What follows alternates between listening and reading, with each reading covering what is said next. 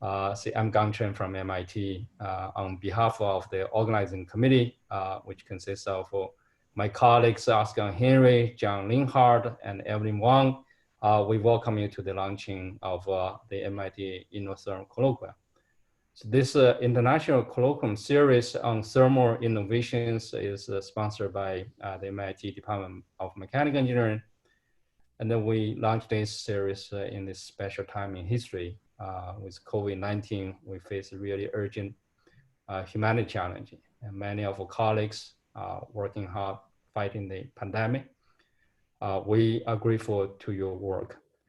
This crisis is also really a hint to what lies ahead of another even bigger, and in fact, the existential threat to humanity, the global warming. Heat has everything to do with global warming, from the physical origin of the Earth's temperature rise to the fact that the accelerated temperature rise is mostly due to the use of fossil fuels, the refrigerants. But at the same time, we know humanity needs heat, needs thermal energy, from cooking to air conditioning to industrial processing. So the rising temperature of the Earth also create other challenges in food and water, and many of the solutions will rely on heat and mass transfer. So thermal technology really had historically revolutionized the humanity in technology, in energy, but also created problems. We need to innovate in thermal technologies. And that's why we thinking particularly at this time, many of us are locked down, working from home, and we cancel trips to conference. We have less opportunity to exchange ideas. But it's important for us at this moment to work together to address the urgent need of humanity. And this is the reason we launched this international colloquium. And then we need to go across the boundaries of a discipline, and we need to cross the boundaries of the country.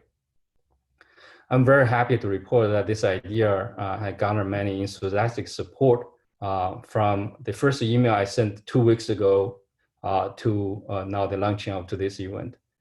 I'm very grateful to many of our co-organizers, to our staff members, students, postdocs. But I'm particularly grateful to today's inaugural speaker, Professor Arun Majumdar, and panelists Oscar Henry and Ravi Pressure, and the moderator, Chris James. I'll leave Chris to introduce today's speaker. But I want to show my slides, a few slides here. And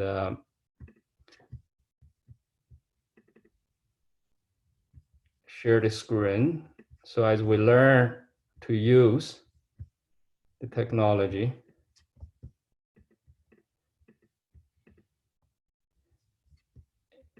and so this is of course today's event. As I mentioned, Chris will introduce more on Arun, but I want to remind that what we're planning now is at least the next few weeks every Wednesday, and here are the next 3 talks.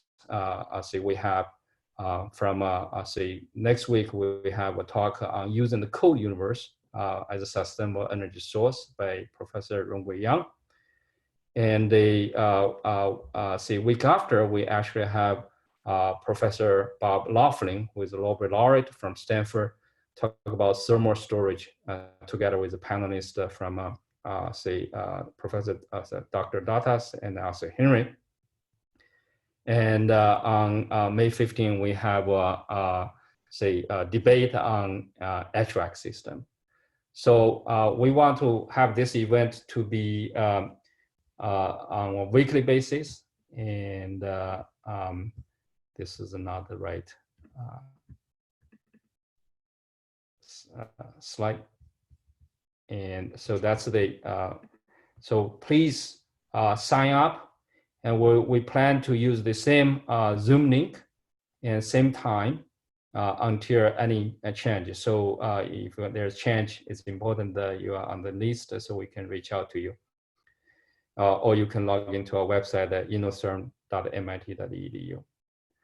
So with that, I'm going to introduce today's moderator, Professor Chris James, who is also currently Vice Chair for Berkeley's Department of Mechanical Engineering. He is a recipient of the NS Career Award, the DARPA Young Investigator Award. His research is in the fundamental nanoscale heat conduction, thermal measurement using electron microscopy and other methods, and thermal switches and diodes. So Chris, you can take it from here. All right, thanks very much. I'll take over the screen share then. Screen one. And bring this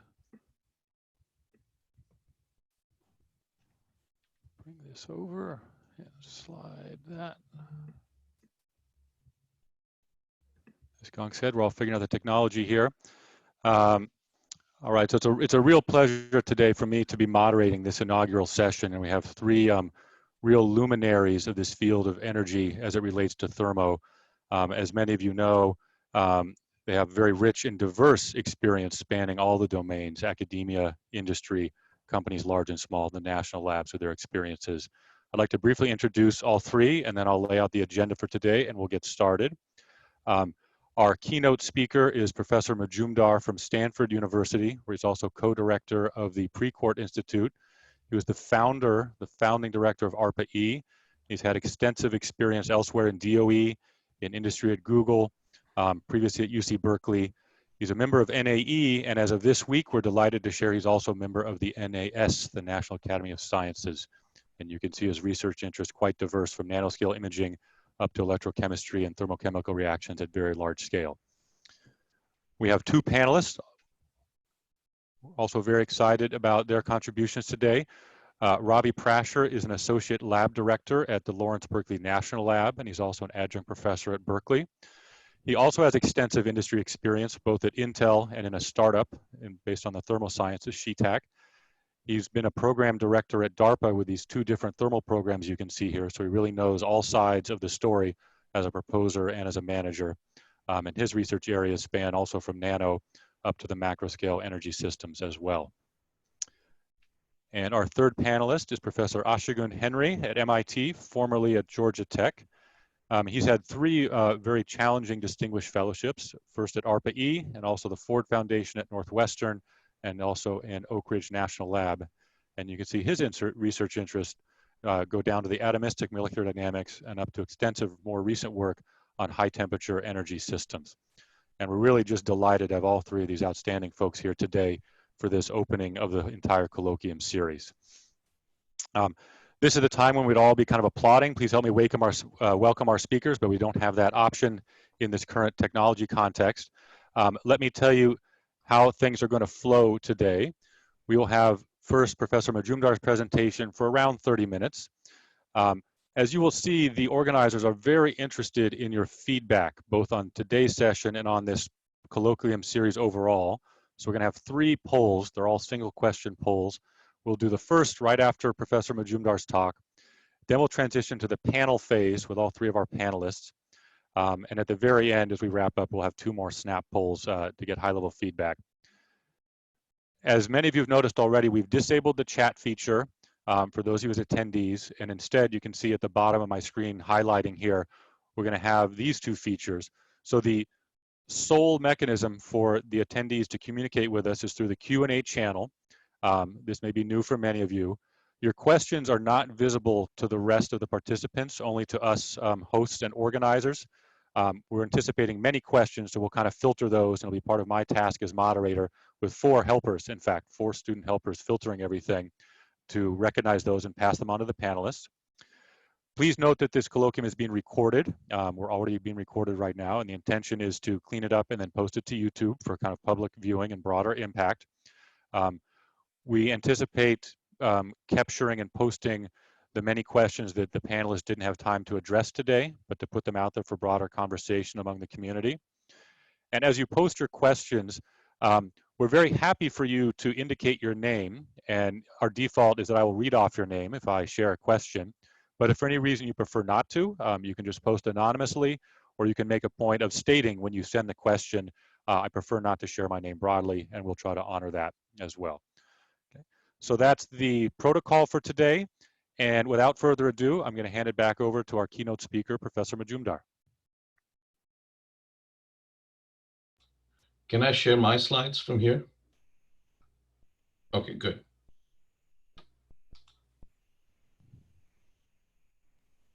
Just 1 second. We're still learning the technology. Just 1 second. Great. Can you guys see this? Yes, we can. Great.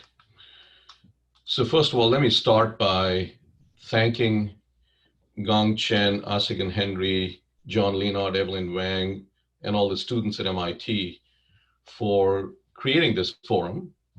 We are living in some unprecedented times, and we're all trying to figure out what the future ought to be. And we should be very thankful of all the medical people who are fighting, who are the soldiers in this World War III, fighting on our behalf. But it is also a moment that we should take this opportunity to sort of define what the future could be. And one of the things about the future is that I don't think conferences are going to be exactly what it used to be. I think they'll be hybrid in the future. But, we thought that this would be a good way to start. And the topic that we decided to talk about, and I want to thank Asigan Henry and Ravi Prasher. The history is that we started giving a briefing to Bill Gates about a few years back, and we have distilled that into a paper that is going to be published soon. We thought we'll talk about that and we'll have a panel discussion. So let me launch into this. The outline of the talk is these are the 5 grand technical challenges that we think are very important: thermal energy storage, industrial processes, low global warming potential refrigerants, long distance heat transmission, variable conductance buildings, and building in generals. This is going to be a technical discussion. This is not about the innovations in energy policy, finance, business models, which are critical for impact, but that's not the subject of this talk. Having said that, I'll end with what I think how we should be thinking about the future, both technically and non-technically, given the situation that we find ourselves in right now. And we could talk about that as well. So let me first give the context of this as to why we are looking at this. The first thing to start off with is population. As you can see, this is the history of the world population. And what we have seen over the last few hundred years, which is a blip in the human history, is a massive rise in population. It's an exponential growth. And it is expected that by the end of this century, we'll be about 11 billion people around the world. But that is one exponential growth. The second amazing exponential growth has been that of the global per capita GDP. It is not the perfect measure of human development, but it is a measure of our, at least, a prosperity. And that has grown exponentially as well. And this is the per capita, not the total. The per capita GDP has gone up. And the question is, how did this all happen? And at the root of this is the use of energy. Without the energy, without the electricity that we have, that we are currently using, or the oil and gas that we have for transportation, we would not have had this modern economy that we have now, that we are trying to preserve at this point. And so energy is absolutely essential for economic growth and the quality of human life that we have developed, which has transformed over the last 200 years or so. People in 200 years back could not have imagined the world we're living in today. And that energy so far in the history has been from fossil energy. And that today provides 80% of the primary energy in the world, roughly 80%. Renewables are a very small fraction right now. We have nuclear, hydroelectric as well, but it's mostly coal, oil, and gas. Now, the use of energy, of course, has led to this economic growth and a quality of life, but it has had other consequences as well that we are now grappling with. Of course, we all know about global warming. This is some of the data on CO2 and the historic data on CO2. And I would say we are in unprecedented and uncharted territory right now. We are reaching almost 420 parts per million. And the temperature rise since the pre-industrial level has been about, the global average temperature rise is about 1 degree. Now I put a marker of 2 degrees, and that is the agreement that we had in Paris. We still have that agreement worldwide. And the question is, why 2 degrees? That is an arbitrary number. But with 1 degree, we are now seeing the effects of climate change on the extremes of weather conditions that we are facing. And so we arbitrarily put a number saying that if you could only keep it below 2 degrees, it would be much better than 3 degrees, for example. So the question is, okay, so how long do we have? What does that really mean? So let me offer a quiz. Since I'm at a university, I offer quizzes. So here's the quiz for all of you. I'm going to throw some numbers at you, and I'd like you to think about what they mean, what are the units of the number, and what they really mean. And I'll give you the answer. There's no grading in this. The first number is 1. And this is 1 degree Celsius. This is the global average temperature rise since the beginning of the Industrial Revolution. And with the 1 degree, we're now seeing, as I said, some of the extremes of weather conditions that we're facing around the world. The second number is 2. This is the 2 degrees Celsius, according to the Paris Agreement that the world came to agree on. The third number is 1,000. This is thankfully not 1,000 degrees Celsius. We're not talking about Venus. But if we are to keep the temperature below 2 degrees Celsius, we have headroom of a CO2 budget of 100 gigatons of CO2 with a 70%, roughly 70% probability of keeping it below 2 degrees. Okay, so this is 1,000 gigatons of CO2. Just to give you a reference, if you add up the weight of all human beings on this earth, the 7.5 billion human beings, that's less than 1 gigaton. This is 1,000 gigatons of CO2 that we have the headroom, because if you exceed the 1,000, we're going to likely exceed the 2 degrees as well. The fourth number is 40. And this is the 40 gigatons per year that we're emitting now, and that is increasing at roughly 1% per year. The last set of numbers is 20 to 30.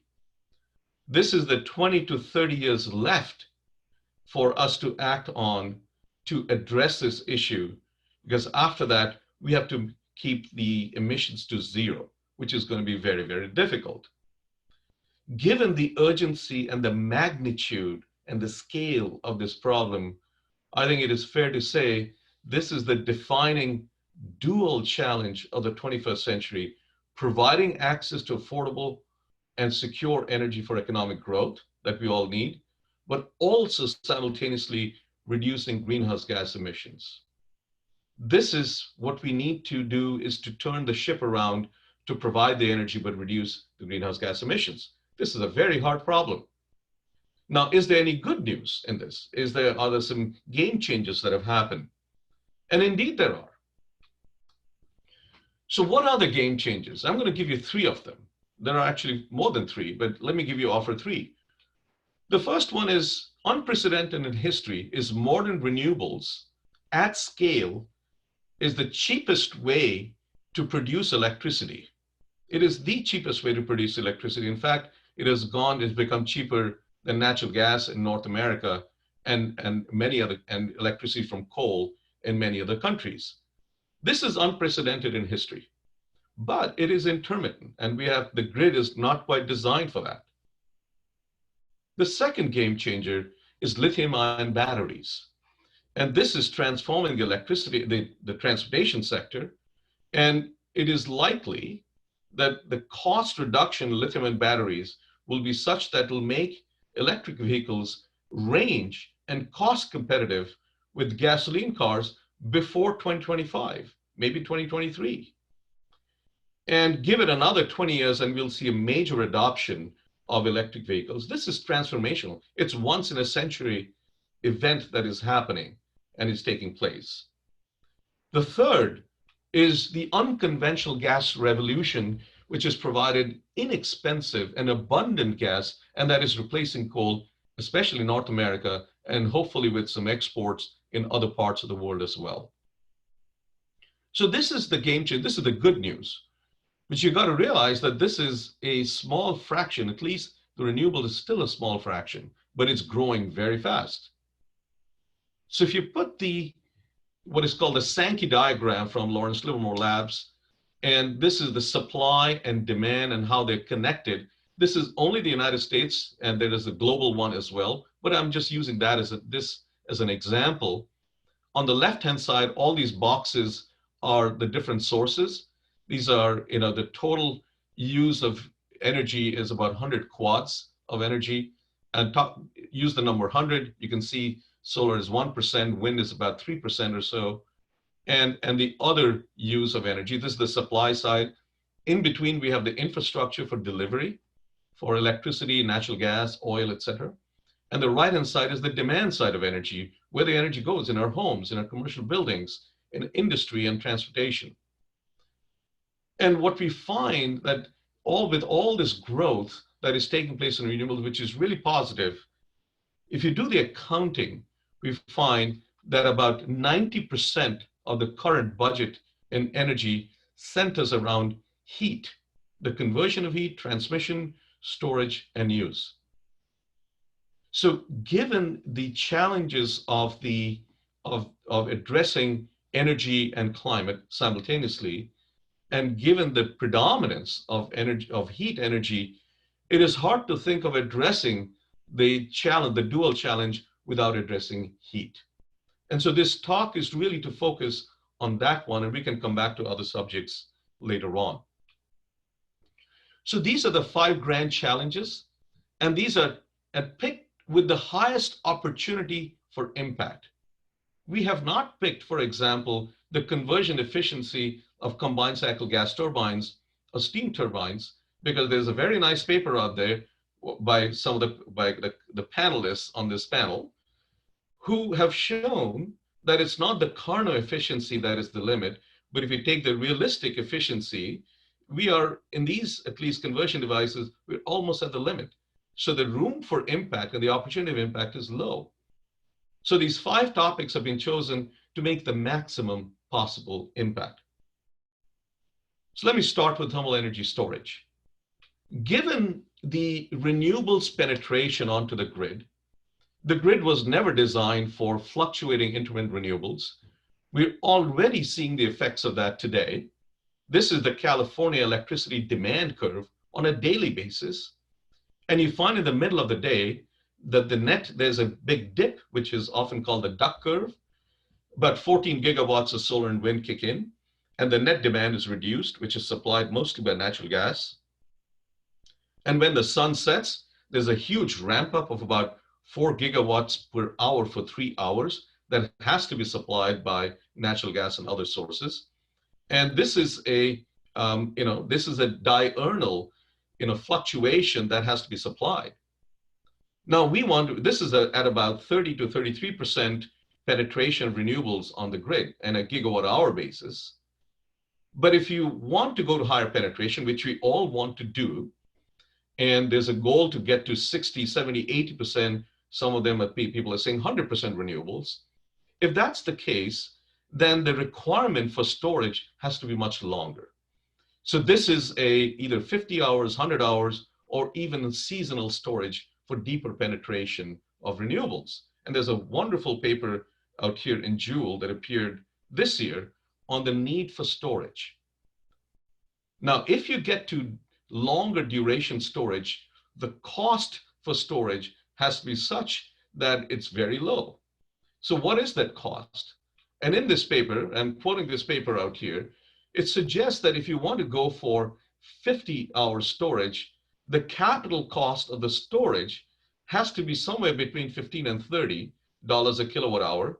And that is beyond the lithium-ion batteries today. Lithium-ion batteries are about $100 a kilowatt hour, and it's getting lower. But this is beyond that. And if you want to go to 100-hour storage, it has to be $3 to $10 a kilowatt hour, which means the bill of materials has to be lower than that. And if you plot that in terms of power cost and energy cost to provide these envelopes, it has to be within the envelope. And we see lithium-ion batteries over here, pumped hydro storage over here, compressed air storage, chemical storage over here, and we need to be here. This is the white space. So based on this, ARPA-E actually created a program on thermal storage, but storage in general, and thermal played a big role out here. And the idea is actually quite simple. Here you have electricity grid. You could use the electricity to either run a heat pump and store energy in a thermal storage medium. And by the way, that's what we do on Stanford campus. These tanks of water that you see are for thermal storage. So this is already being used. But you could potentially go to very high temperatures. And once you go to very high temperatures, you've got a lot of exergy. You could use it for direct heat utilization, or you could run it through an engine to actually provide the power to this. Now, one may think that if your power is generated from thermal sources, then you have a big Carnot penalty in both ways. That is true. But if you generate your power from solar and wind, you don't have the Carnot effect in the generation side. So even though the round trip efficiency of this may be 50 to 60%, the cost could be much lower. So there are two technical elements out here. One is the thermal storage medium, and the other is the heat exchanger, because that's cost. And so there was a very nice paper that was that appeared in Science on what is the white space in thermal storage. On the y-axis is the gravitational energy density and gravimetric energy density. On the x-axis is the volumetric energy density. And if you divide up storage, thermal storage into thermophysical storage and thermochemical storage, you see the two groupings, and there's a white space out here. And incidentally, lithium-ion battery energy density is somewhere over here. And we don't have a storage medium out here. And it turns out that this is very important. We need R&D to get there. The other part is the heat exchanger. And right now, and this is also unprecedented, we have things like 3D printing of heat exchangers where we can make shapes that we could not do before. And that could reduce the cost, reduce the overall volume, and thereby the cost of these 3D printed heat exchangers. So here's a huge opportunity. The question is this cost effective? So I'm going back to that same paper and the ARPA-E DAYS program, which I find it fascinating. This happened after I left ARPA-E. So, and so this is the new team out there that created. And this is the red line out here. This is cost on the y-axis in dollars per kilowatt hour. This is dollars per liter. And these straight lines out here are the energy, the volumetric energy density. And here is a straight line. If you want your storage, the overall cost to be about $10 to $20 a kilowatt hour, the medium cost has to be lower than that. So that's the red line out here. And so you can see the things over here, whereas things over here that don't fit into that. And also, as you can, along with the storage medium, is the container cost. So if you have high energy density, your container cost goes down. And so it is very important to be here. And we don't have anything out here. We have a few things over here. So the key technical challenges are high energy density, low cost storage medium, and high heat transfer rate. And these are all the projects, some of them in thermal storage, some of them in electrochemical storage, all being funded by ARPA-E. But this is just to highlight the thermal side of it. We cannot ignore that. And that ought to provide an option for thermal storage, for storage in general. long duration storage. A quick things about industrial processes. Cement manufacturing produces anywhere from 5 to 10% of the CO2 emissions. And there are two sources for it. Calcium carbonate, when you heat it, produces CO2, and that's pure stream of CO2 that comes out this way. And the energy that is used to raise the temperature to around 1400 degrees Celsius, and that is either comes from a fossil fuel, either methane or coal. And that also produces CO2, but this is mixed with nitrogen because we use air as the oxidizer in this. And so that is mixed, and that requires carbon capture. There's a lot of work going on in trying to reduce the greenhouse gas emissions, because with a $40 or $50 a ton of CO2 price, this can be quite expensive for the cement industry.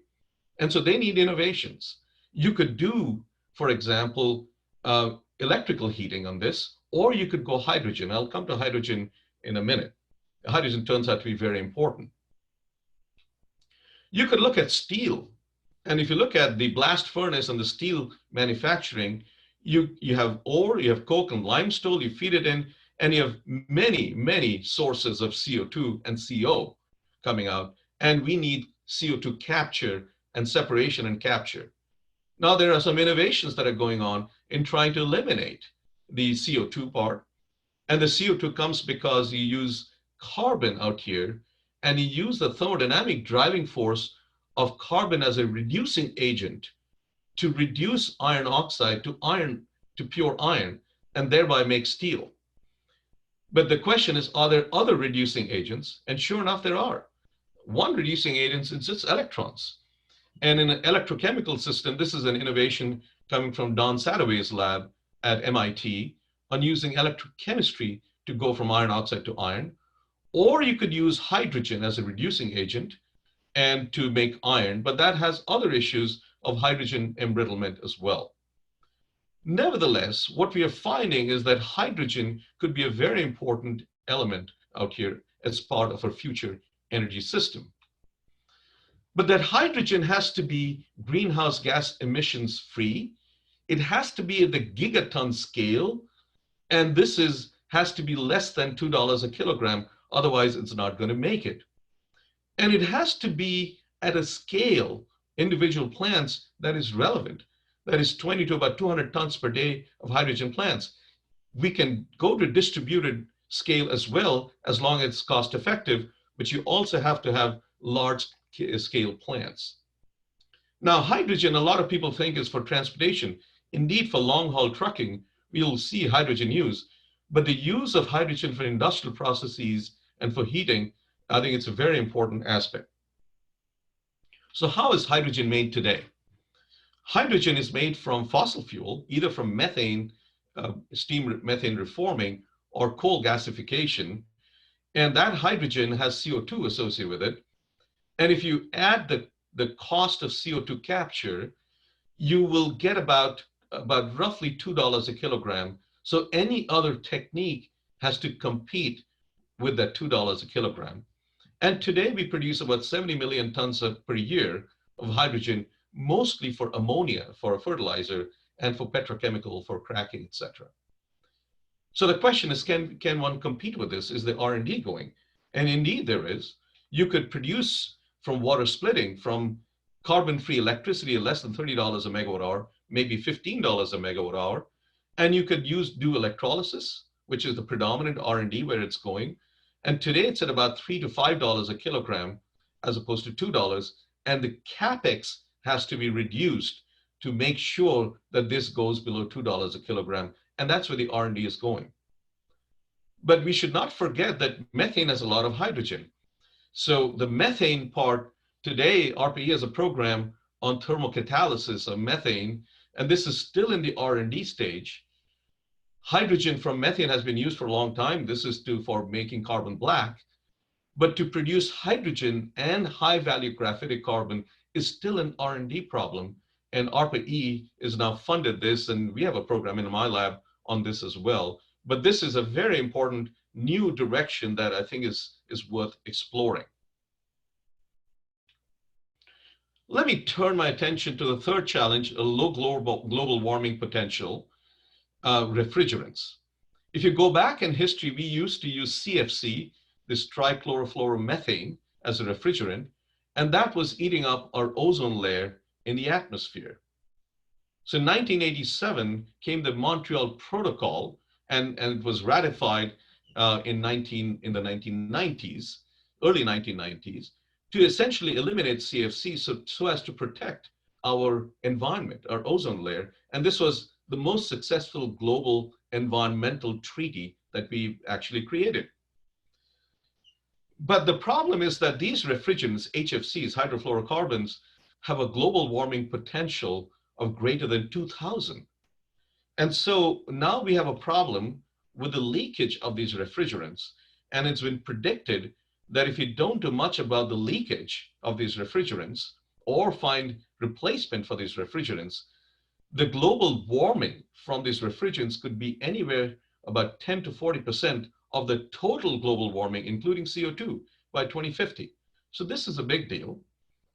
So after the Paris Agreement in 2015, in 2016 was the Kigali Amendment to the Montreal Protocol to phase out HFC. But the challenge is that while there's a lot of R&D and other approaches like propane, et cetera, or CO2 as a refrigerant, we don't have a drop-in replacement. And it would be terrific to focus on R&D to find a drop-in replacement for HFCs to reduce with a global warming potential, hopefully less than 1, which are non-flammable, non-toxic, and affordable. Because with the rise of refrigeration and cooling in emerging economies, this could be a major challenge. So this is an R&D area that we wanted to highlight. Moving forward, number 4, long distance heat transmission with low exergy losses, with low losses. We don't have an equivalent of the grid for heat. We cannot do long distance transmission. And the question is, could we do that? Are there other sectors that have already shown that? Indeed, they have. We use small heat pipes. In fact, if you open up your laptop computer, there are heat pipes to move the heat from one place to the other at very low delta T's. And those heat pipes actually came from the space industry. And so now this is available, but the challenge is the following. These are typically less than a kilowatt in capacity. They operate around 100 degrees Celsius temperature range, and they have an effective thermal conductivity on the order of 10,000 watts per meter Kelvin, many times that of copper and about 3 times that of diamond at its peak. The challenge is that we don't have that for large scale heat transmission. So at tens of megawatts of power, 100 to 800 degrees Celsius, and with the same effective thermal conductivity. Imagine you had a plant like this, and you wanted to move the heat from here over there, and we cannot do that except for some steam use. We cannot do that for long distance transmission. So this requires R&D.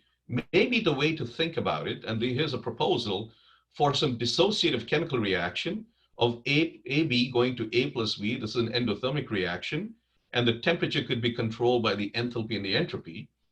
And you could move these two streams, A and B, elsewhere, and maybe have a catalytic reaction to recombine them and have an exothermic reaction. And this becomes a moving enthalpy process of moving long distance, moving these fluids A and B.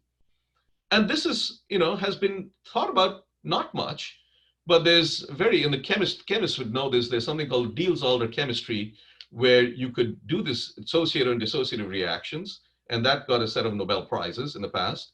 Or you could do it with metal oxide or calcium carbonate directly. But anyway, this is an area that requires thinking, because if you could do this, you could make these plants much more efficient. All these petrochemical plants were developed to reduce cost and make a product. They were not designed to reduce CO2. So if you want to use these to reduce CO2 emissions as well, you need other ways, and one of the ways to do so is to move heat, because 80% of the energy that are used in these plants is 80% is heat. And so managing heat long distance is very important. Finally, let me come to buildings. Buildings use a lot of our energy. In fact, 75% of the electricity used in the United States goes into buildings, and they contribute about 30 to 40% of the CO2 emissions.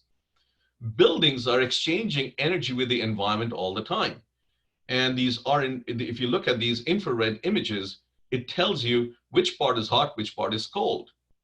Wouldn't it be nice to have satellite imagery, high resolution satellite imagery, not in the visible range only, like Google provides, but in the thermal range with high spatial resolution, which we don't have today, and thermal street view.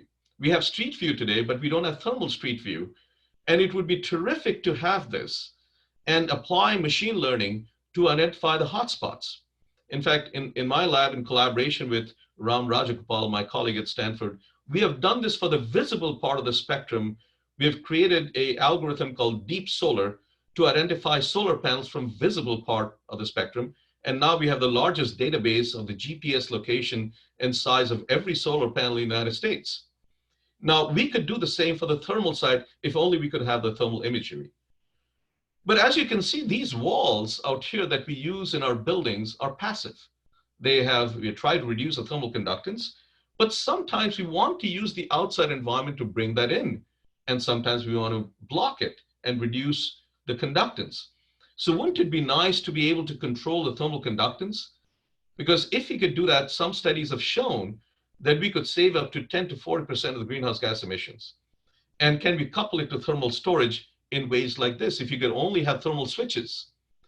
We don't have thermal switches today, and there's a lot of research going into this and using thermal switches in a tunable way and leveraging storage to time shift and thereby use the environment to your benefit. But one of the things that I think Professor Jiang from Tsinghua University is going to talk about in heating and cooling in buildings, this is a building on the East Coast of the United States where it gets very hot and humid in the summer and very cold in the winter. And let me show you something that is striking. In July and August, which is very hot and humid in the East Coast, you have cooling that is expected.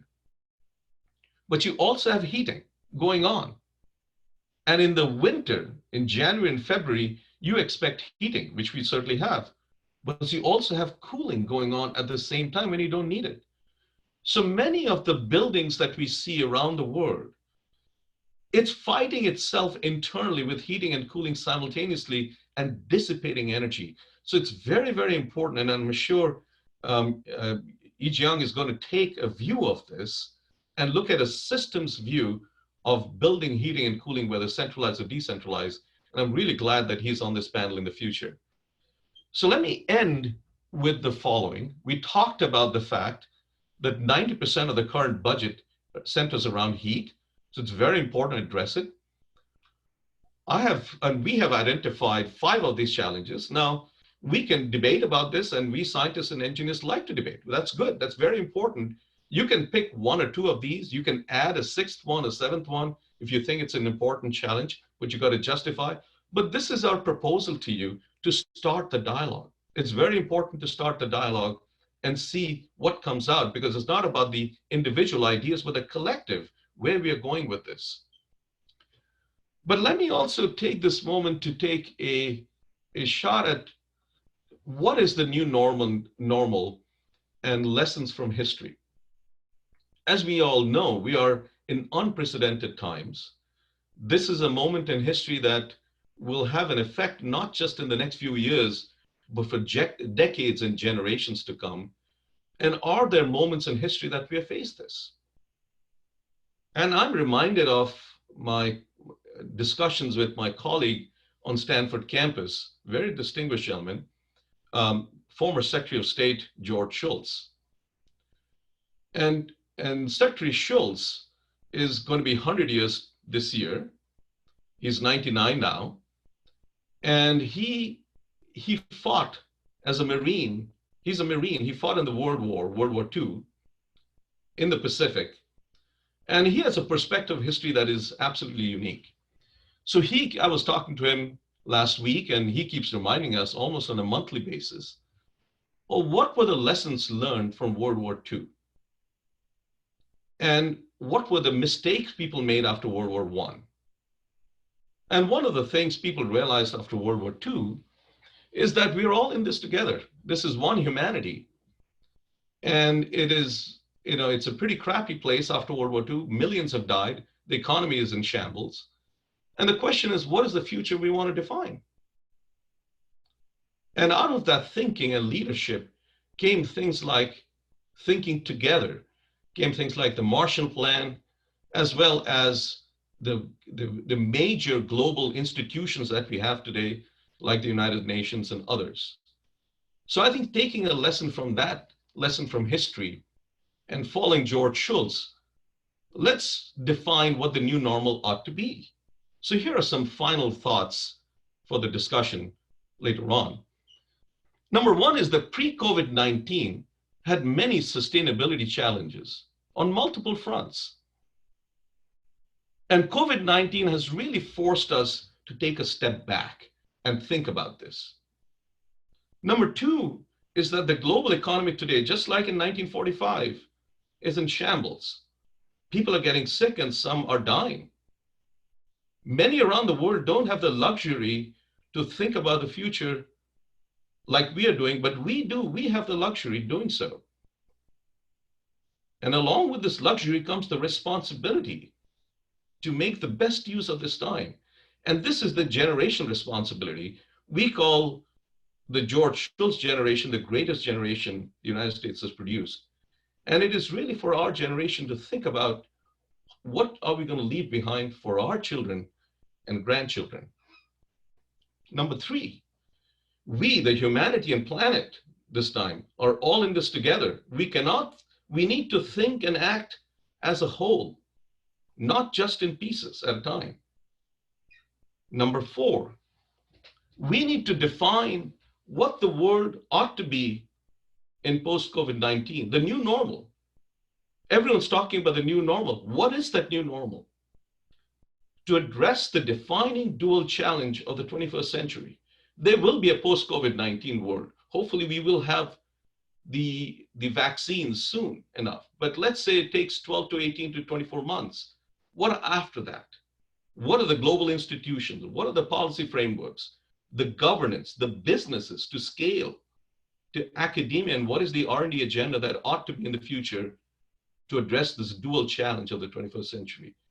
I hope we get some time to discuss, but I know this is a technical forum and we'll go back to the technical, but I just wanted to share with you that this is a moment in history that it is our generational responsibility and opportunity to think big. Now, let me stop here and I'll stop sharing and go into the panel. Wonderful, wonderful. Thank you very much, Arun. Very inspiring and great vision at the end. I think a lot of people should be feeling the energy from that. We're now transitioning to the next phase of this session. I want to share a couple of things on my screen and ask our panelists to turn their videos back on, please. Get this going here. Screen share. Screen one.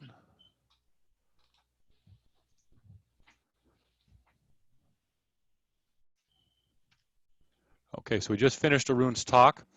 Now we're going to do the first of our several polls. So what I hope people are going to see in just about 10 seconds is a single poll pop up on your screen. Launch polling, here we go. Which of the 5 grand challenges that Professor Majumdar just showed us are you most interested in working on? And you can just click anywhere on there. I'll share the results shortly. I'll give you about 20 seconds to do that. This is pretty cool. It is. It's like a horse race. Coming around the outside, it's GW. No. Clicker's going up. We have about 50% response rate. Let's do another 10 seconds or so. I'll have a few more things to say about the protocol shortly. I see some people interacting with the Q&A and raising hand. Okay, so I think we're plateauing. I'm going to end the polling here and share the results.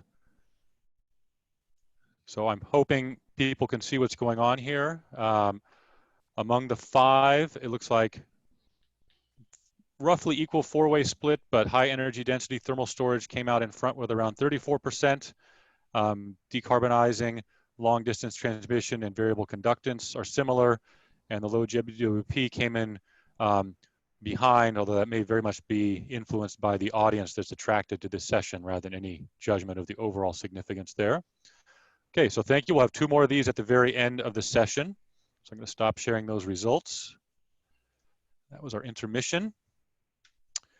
So panel discussion is next, and let me show you again the protocol here. We're about to start the panel discussion.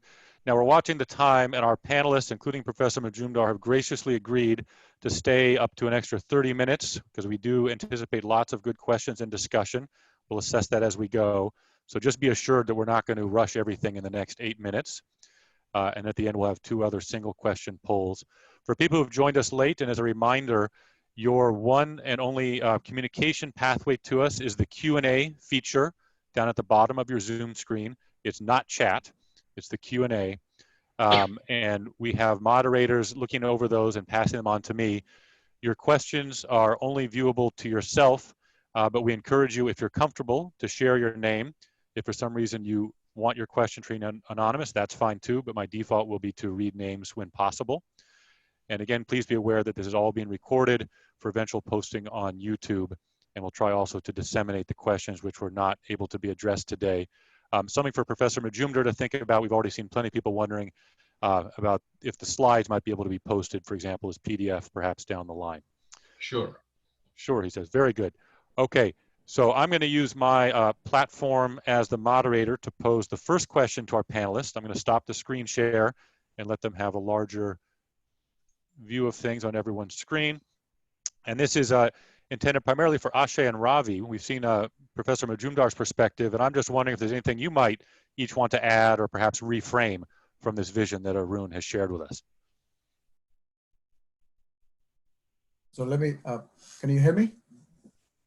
I think 2 things I would like to add, right? One is to solve such a big problem, right? It will require academia, national labs, or other research institutions, as well as the industry to work hand in hand. Second is that we don't have much time. This is a global warming and climate change is, as Arun pointed out in first few slides, that we have 20 to 30 years to solve this problem, right? So it's very, very important that the community, industry, academia, and labs work together hand in hand, and policymakers eventually. We have to influence the policymakers based on technological breakthroughs. So that I would say is more from the point of view of how the community has to work together. I just want to add a couple of more things to the technical things that Arun, topics that Arun covered. One on the air conditioning and refrigeration. There's another challenge, which is more of a hardware challenge, and maybe that's more exciting to this community, is today when we do the air conditioning, we not only use it for cooling, actually we use it also as a dehumidifier, right? And with growing demand of air conditioner, mostly in countries where humidity loss is pretty high, okay, like for example, India, it is very important to develop technologies which can very efficiently cool as well as dehumidify. So that's one thing that I wanted to point out, and which is really totally, and you know, it's one of the things that this community works on quite a bit. The second one, in the industrial sector, I would like to point out that even if we do electrochemical reduction of iron ore to steel, the high temperature electrolysis, the paper that Arun pointed out from MIT, that electrolysis happens at 1500 degrees Celsius. There are significant thermal management challenges at those devices, right? So again, that's another great opportunity for thermal community to really jump into some of these new processes. So there's a couple of things which just came to my mind when I was looking at Arun's slides. Akshay. Yeah, thanks. Very excited to see so many people here.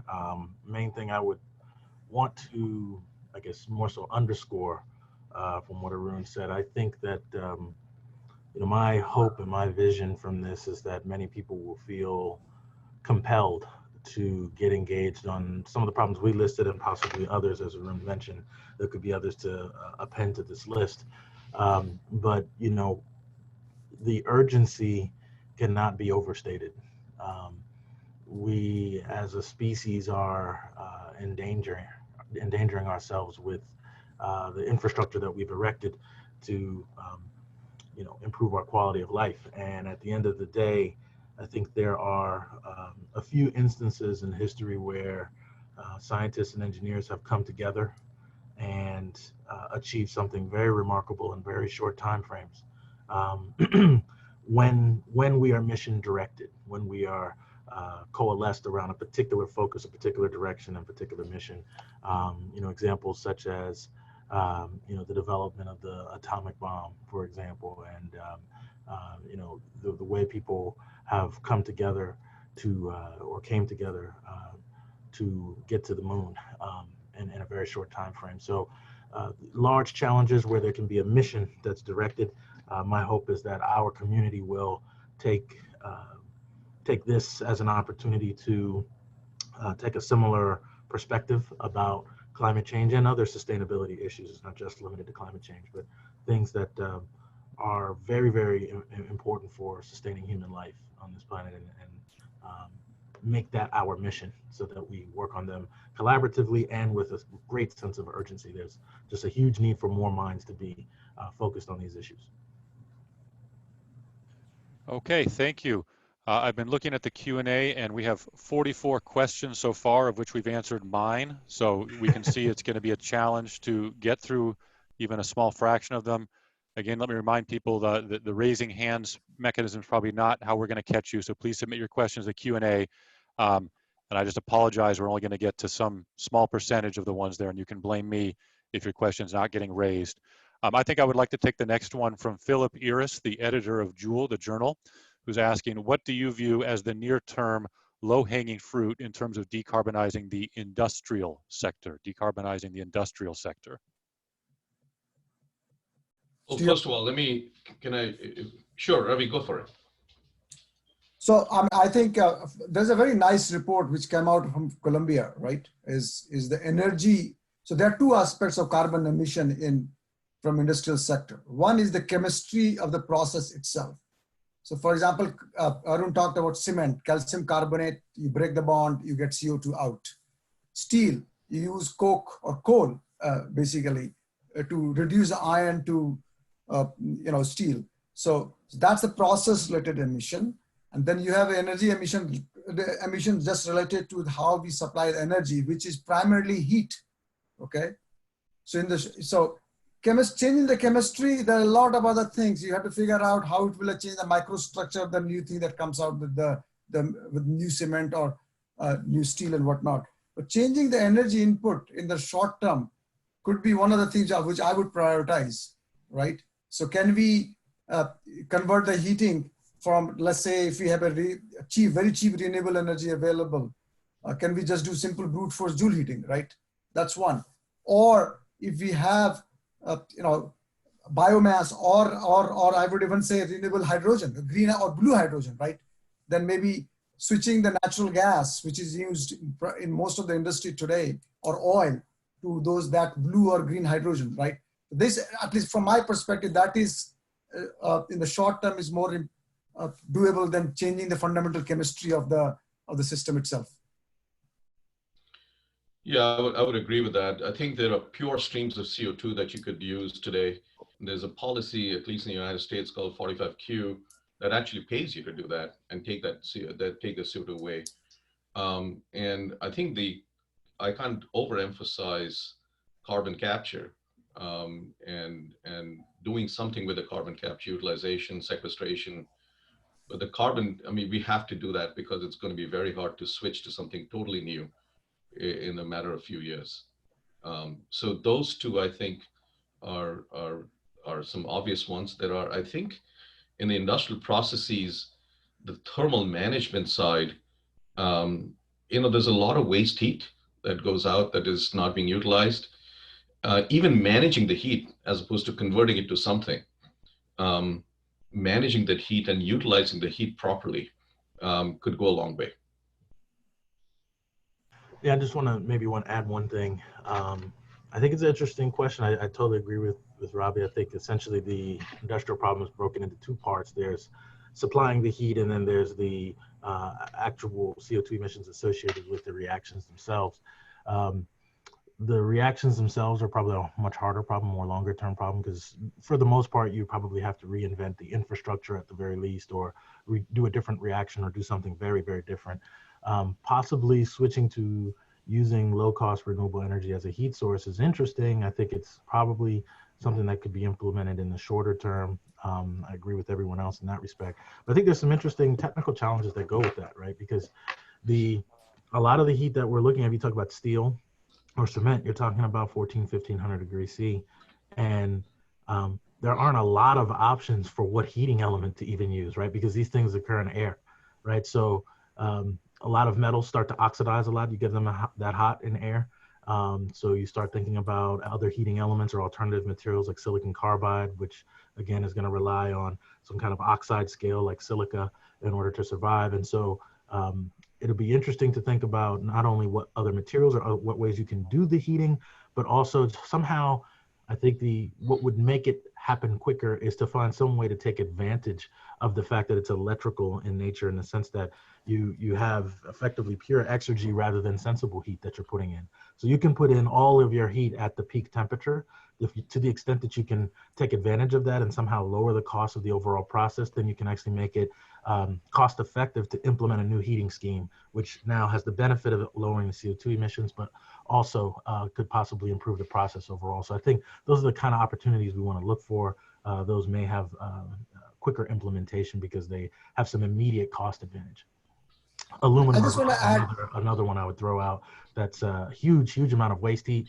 The waste heat there is largely related to the way the process is done. They have a particular interface in there with a salt that is protecting the salt that's actually facilitating the reaction.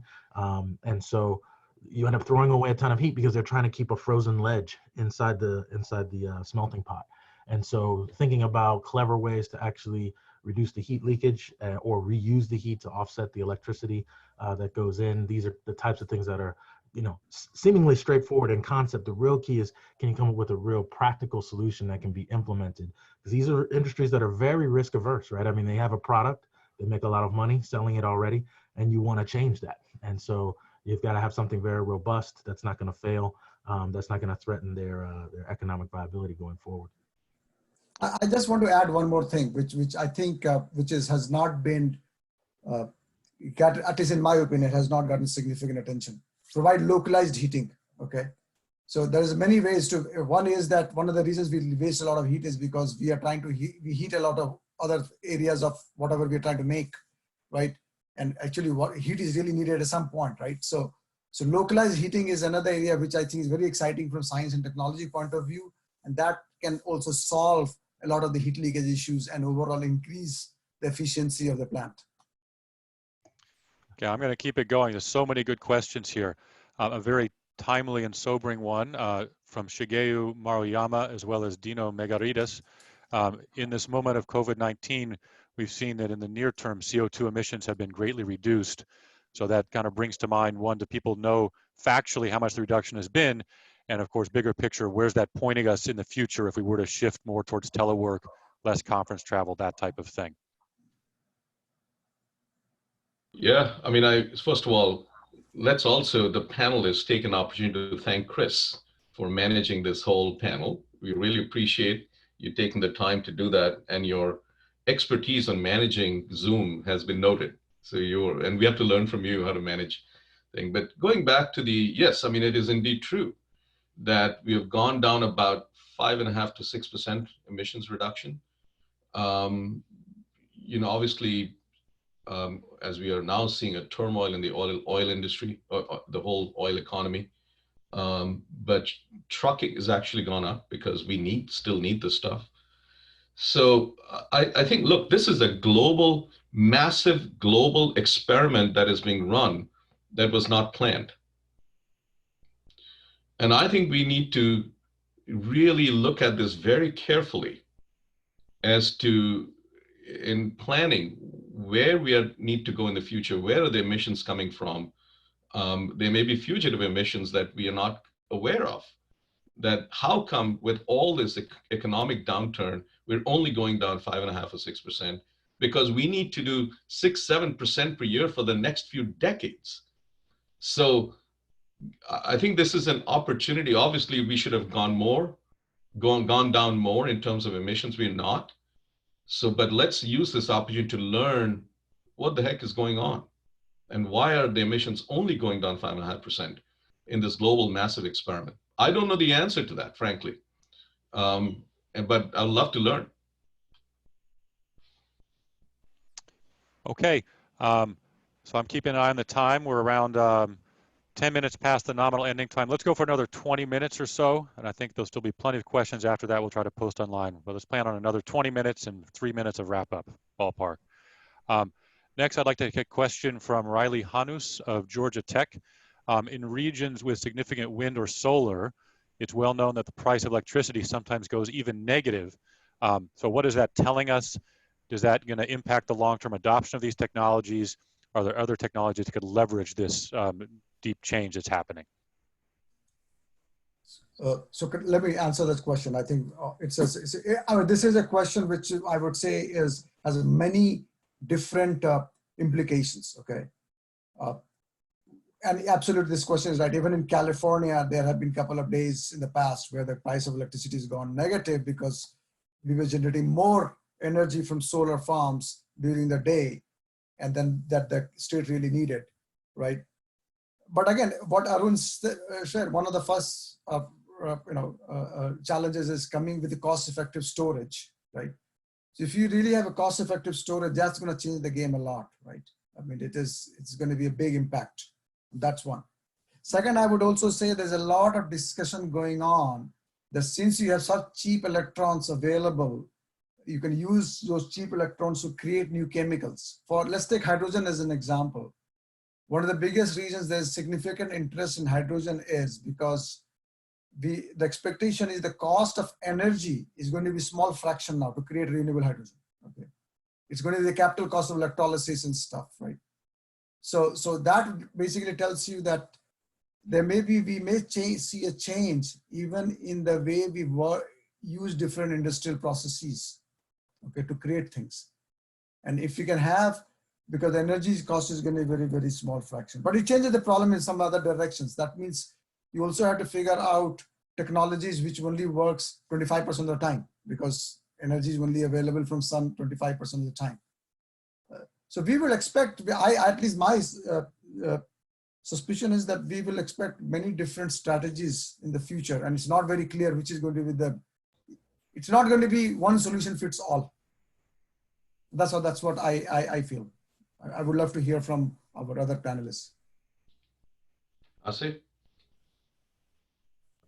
Yeah, just to underscore Ravi's point. I mean, I think the fluctuations in going negative is related to storage. I mean, it really highlights this point that an electron is only valuable if you can get it when you want it.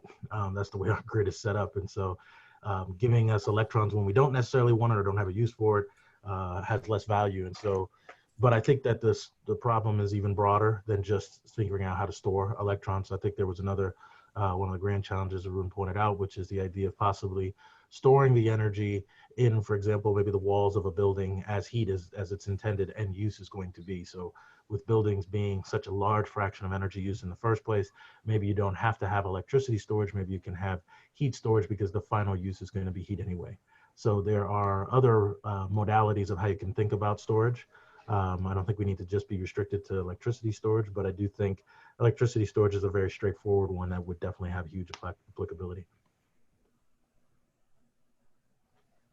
Okay, almost overwhelming number of questions here. Here's an anonymous attendee question. How much in the big picture could we rely on electric cars to reduce the greenhouse gases once you take into account the full life cycle CO2 and the battery manufacturing considerations as well? Is it really that much of a win once that's all taken into account, cradle to grave? Yeah, if you're generating electricity from coal and then using it in your car, there's not much benefit. In fact, you could have probably more emissions that way.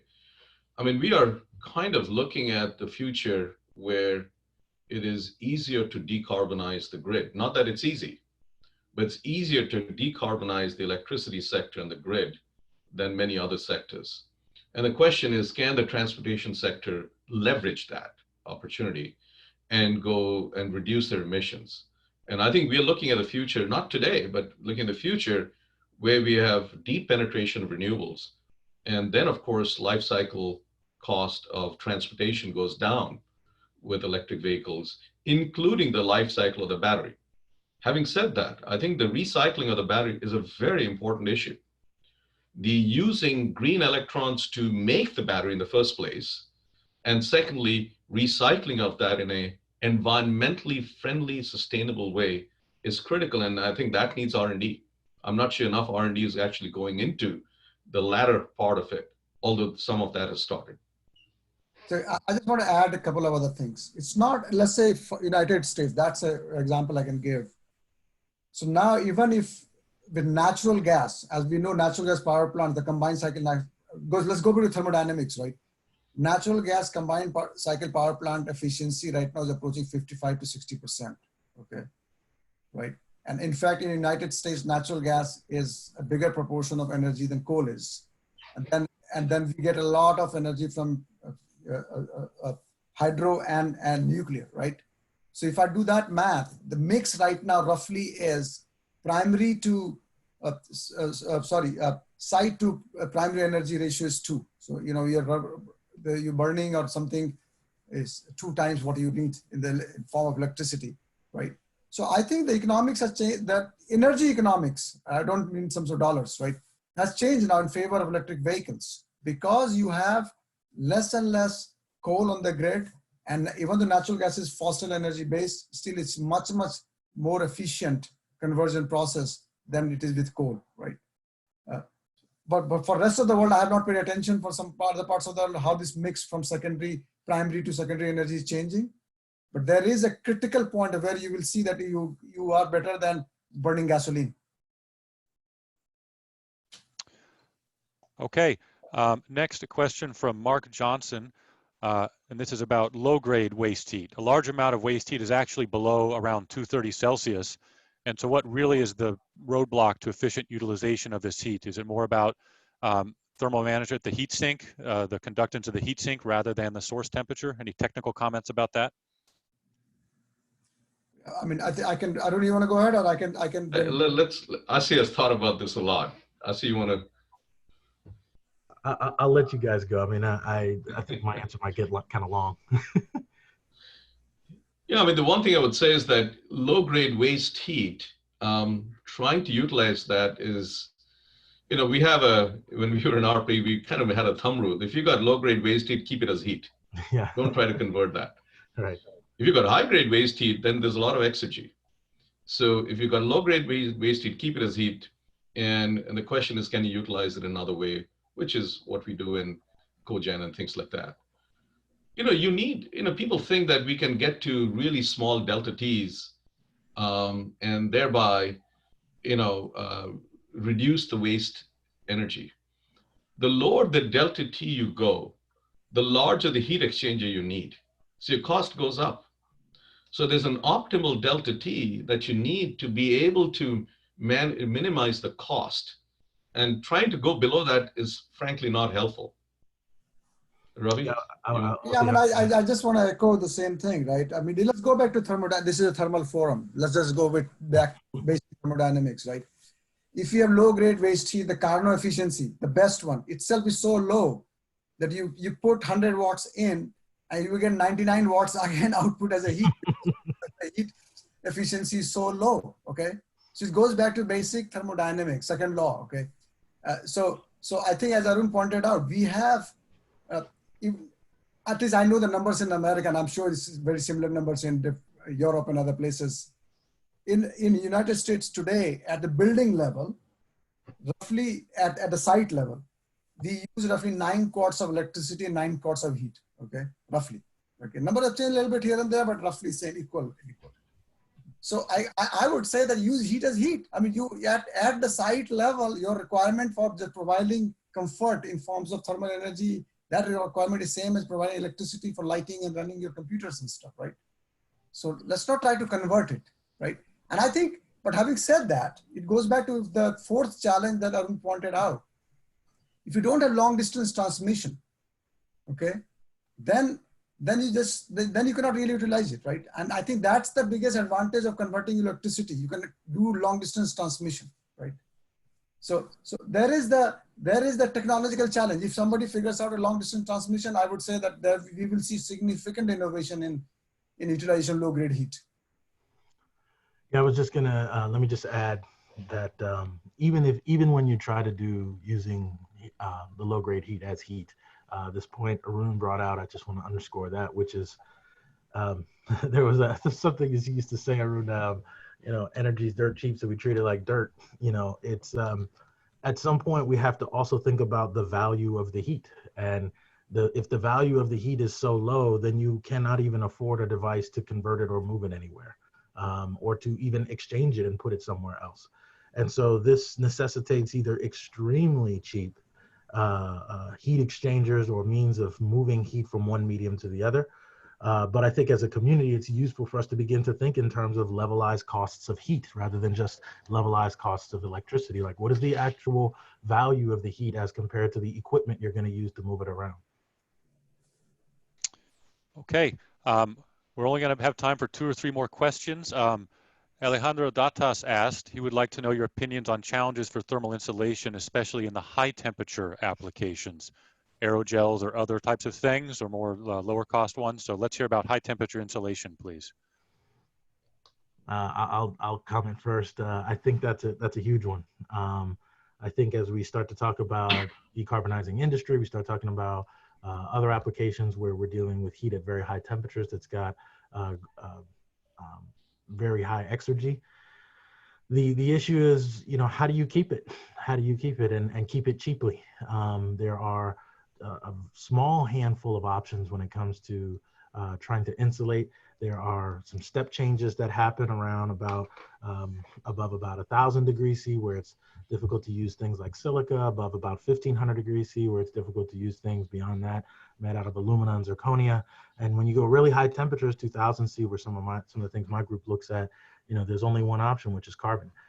We would love to have, for example, like a porous tungsten, right? At those high temperatures, extreme temperatures, it's radiatively dominated.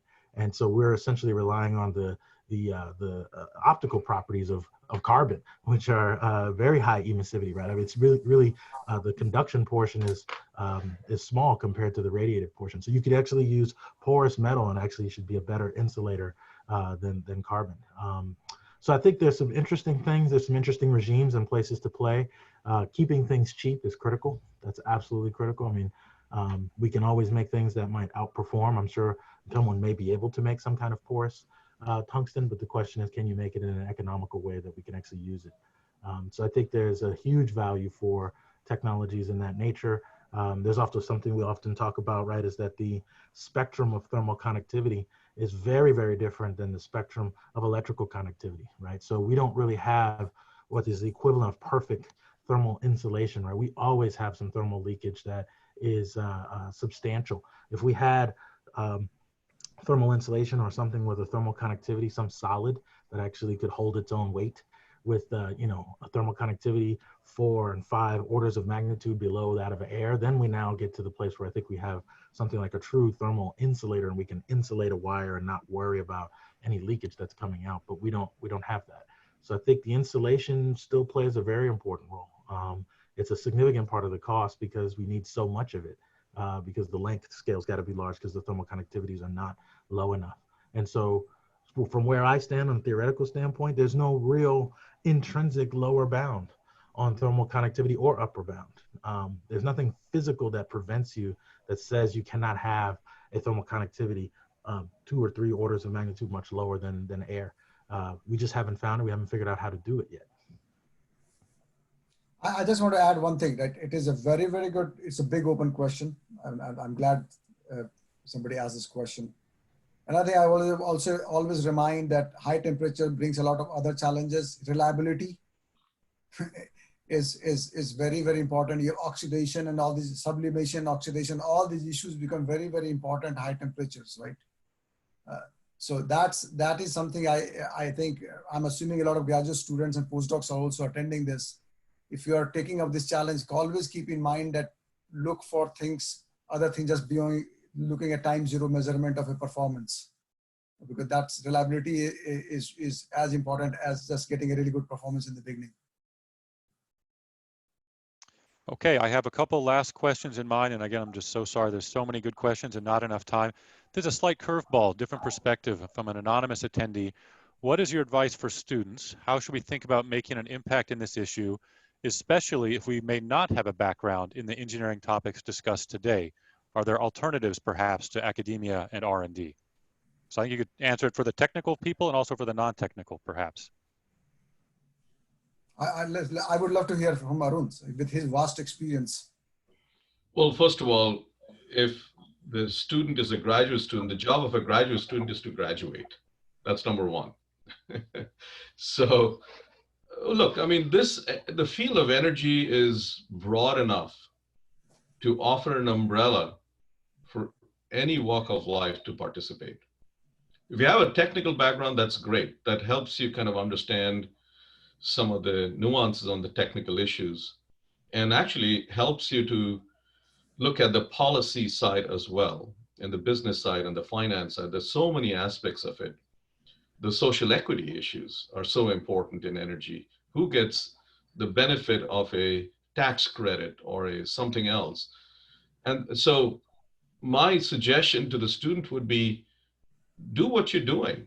You know, graduate from whatever you field you're in, get the depth of understanding of that particular field, but also keep your eyes and ears and education wide open for beyond your discipline, because you really need to understand the other aspects of energy and climate, frankly.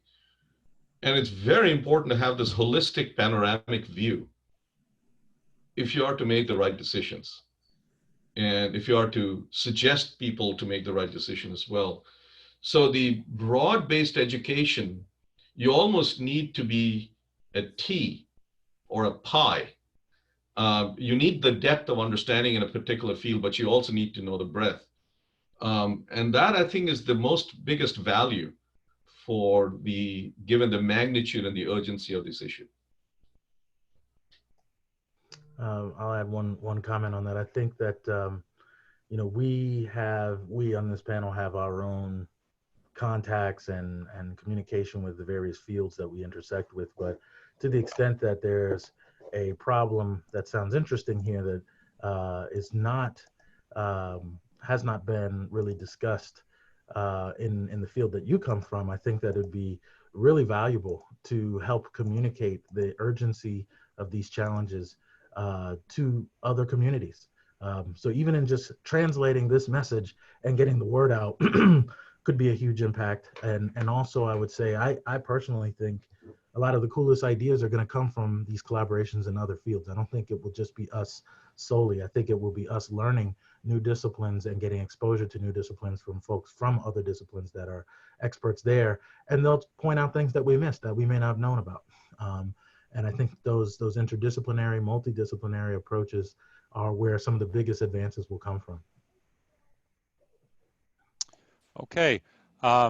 So with 5 minutes left, at the organizer's request, there's a distinguished colleague on the attendees, Professor S.K. Das from IIT Ropar, the director of IIT Ropar. So Gong asked me to unmute this attendee and let him speak a question rather than it coming through the moderated Q&A.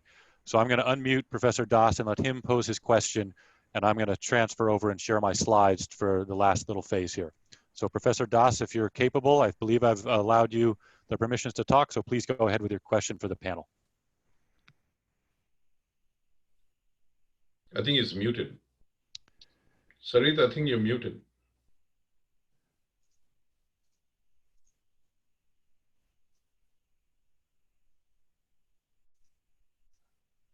I don't see him as an attendee here. Can you, well, can you unmute him? Here he is. I'm allowed to talk. Let me do it again. I saw him for a second. So I'm sorry to say, Professor Das, I believe I'm clicking on the privileges for you and then your name disappears, but we're not able to hear you. So let's give it another 15 seconds.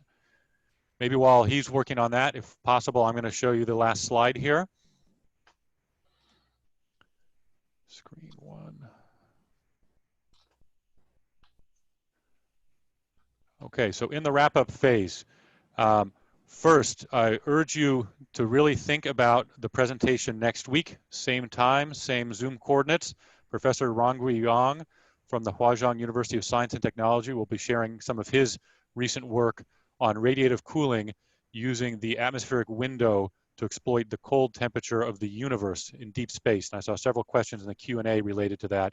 It's both a great scientific fundamental topic as well as very practical, and you'll see some outstanding, I think, scalable manufacturing technologies as well. So we really urge you to continue participating and attending that next week. And then here's the last slide. And I'm sorry for Professor Das if the technology is just not working for us right now. In about a minute, I'm going to put up the last 2 poll questions. How frequent should these events be, and what's your own background? Are you coming from academia or industry or so on? In addition, the organizers are extremely interested in your feedback as an event. So feedback you'd like to give that doesn't lend itself to the poll, please type that in the Q&A. That's our feedback channel. Every single comment in the Q&A will be read afterwards by the organizers. Things about the technology, suggested topics, anything that can help make this a better experience all the way around, please do that. And also you are highly encouraged to advertise this event more broadly to your networks. This is our very first one, an outstanding turnout of more than 800 people we've seen on the line here. And you're also highly encouraged to sign up on the email list linked through this Inotherm MIT EDU website, because right now everything's being disseminated on an ad hoc basis through everyone's networks. But to make sure people don't miss anything in the future, you're highly recommended to do that as well. Okay, so I see my colleagues in the back room, so to speak, are also unable to get Professor Das here. So I'm very sorry about that, Professor Das from IIT Ropar, the director, unfortunately. But I think we'll just have to move on at this final point. We're coming up on our targeted ending time. Let's also remember to thank the people that helped make this event happen. We've already heard about Evelyn Wong and John Lienhardt, the departmental leadership at MIT on the thermal sciences side, and lots of students and staff. I only know some of them, KK Shu, Simo Pajovich, James Zhang. I know there's others as well who have to get this all set up, all the preparations and managing questions as well. So I'm going to show you the 2 poll questions, and then we'll leave the Zoom line open for another 5 minutes for you to continue typing comments in the Q&A. Here comes the first poll. Poll question number 2, launch polling. How often should we do this? Weekly, bi-weekly, or monthly? Give you 15 seconds on that. Weekly, bi-weekly, or monthly?